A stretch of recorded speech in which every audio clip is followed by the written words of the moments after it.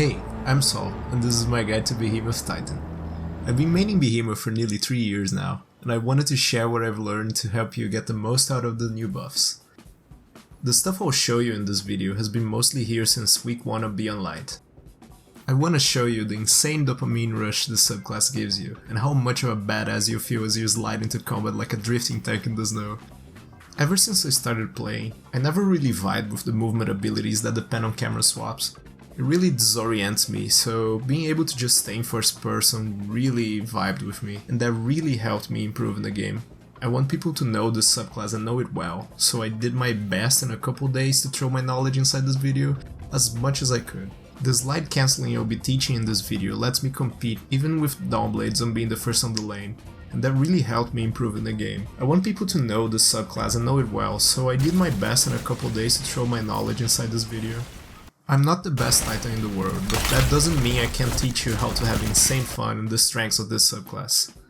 First things first, the coolest and most fun part of the subclass. This is the core of every Behemoth worth his salt.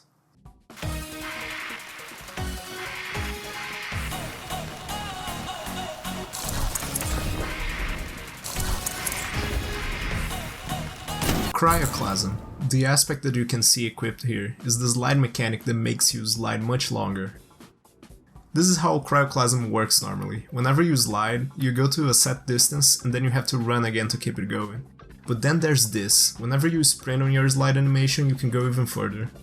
So in hopes of being a little more clear with what I'm trying to explain, I made this little guide for you guys so you can see how the rhythm of the buttons are. Usually it's really simple though, so just pay attention to how you need to press shift when you're in the slide animation. That's literally the most important part. It's also very low skill ceiling too. As long as you know how to press shift on your slide, you'll be fine. You don't need to understand how the physics work, and the main advantage of that is the consistency of the movement, kinda making it balanced in a way. As soon as you commit to sliding in a direction, you can change the direction.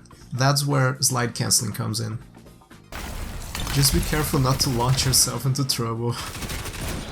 And last but not least, add Titan skating to the end of your slides, essentially keeping the momentum of the Cryoclasm and going really fast. Sadly, it doesn't work with all the run animations that Titan has, so any guns that use the animation that face upward are not gonna work. If you're a hand cannon user, you're probably gonna need to swap to your hand cannon.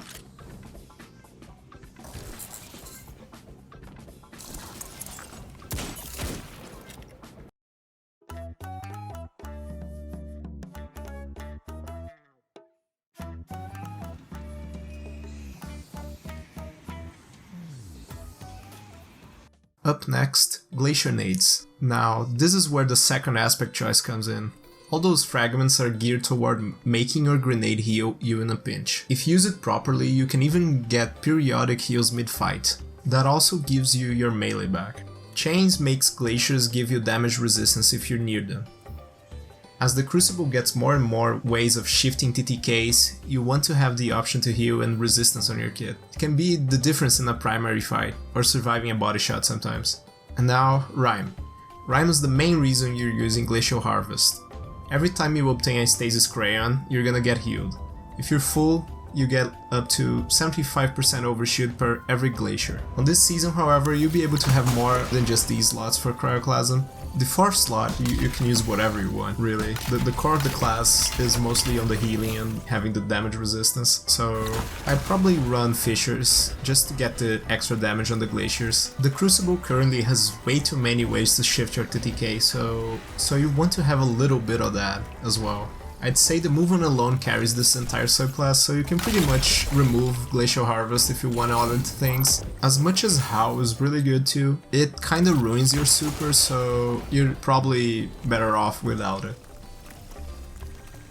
Here are some ways to use your glaciers. This part is all on your creative use of these grenades. Sadly, you can't really control how they land and stuff. Mileage may vary with these. Being able to modify the terrain with your grenade is one of the most expressive ways to use your kit. Get creative and find ways to like punch a hole through some defenses or like create a wall between you and your enemies.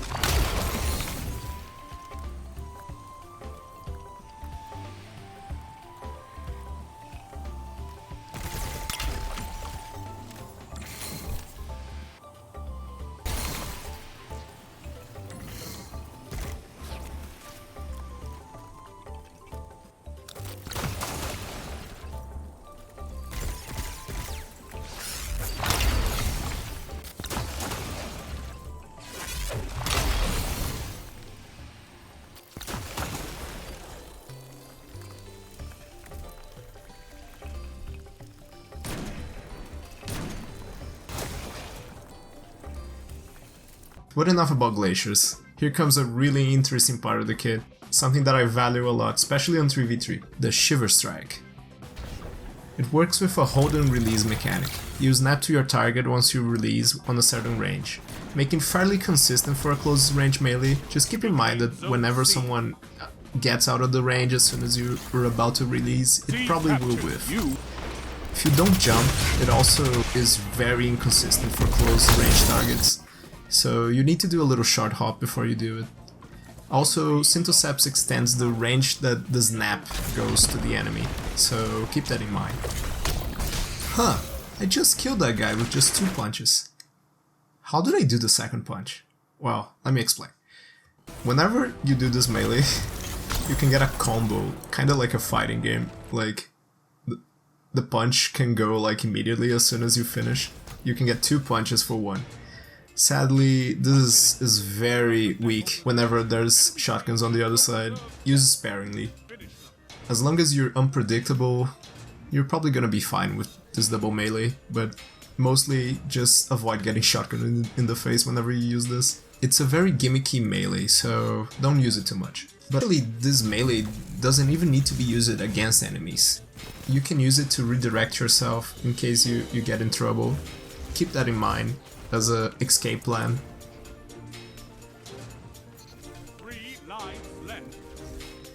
And please, be careful not to do it like me and architect yourself by accident. Ooh. I lost that engagement. We're almost done, but let's get to my favorite part and the most empowering part of the Behemoth. The super. Using the concept that I just explained for the Shiver Strike, your super works like a spectral blade. You're kinda squishy nowadays. When this came out, it was an absolute power trip. Didn't even need Cryoclasm to get around. Nowadays, Cryoclasm is a must to make this super be feared. Whenever you're in your super, you can slide with no cooldowns for the entire duration of your super. Whenever Titan's in his super, usually he has infinite slides, so you can just shift control your way to the enemy. And since you have Cryoclasm, you can have that all the time. So you can use that to close the gap as much as you can before you punch. That way you keep your super for a long time. Keep these in mind. Freeze the other super first and then punch, or otherwise you die. This super is so much fun and has carried me through thick and thin for all these years. Combining it with game sense, it can last quite a while and beat most supers in the game.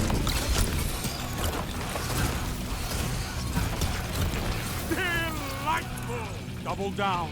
Enemy team has no reserve.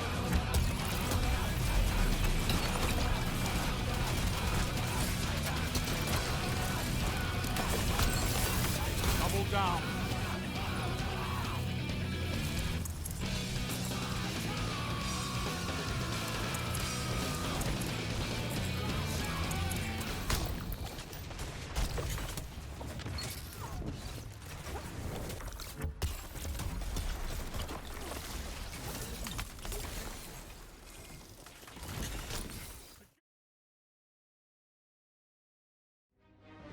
Now you too can become a Gundam cosplayer sliding down slopes and doing sick stunts on your enemies. I hope this video and the care I put into it shows how much I want people to enjoy the game as I've done. The sentiment around stages was so bad that it took people a long time to give Behemoth an actual chance. This build is actually viable anywhere, so you can even take it to PvE if you want. Stasis grenades are also getting buffed this season, so I didn't cover them here much, because I don't know how they're faring. I just want to thank whoever made this subclass, as they clearly know how strong Cryoclasm is. Every nerf that came to Behemoth was clearly because Cryoclasm just made it so good.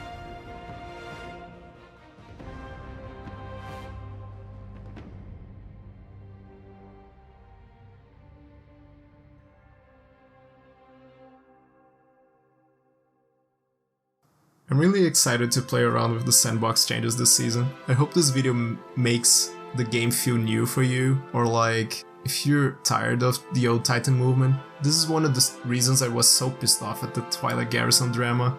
Titan already had a superior movement too this whole time. I like that other Titan gamers try to share the sheer power of this build, and especially Kamicakes with his every now and then Titan play. I always was really happy whenever he was playing that class. I'll see you later.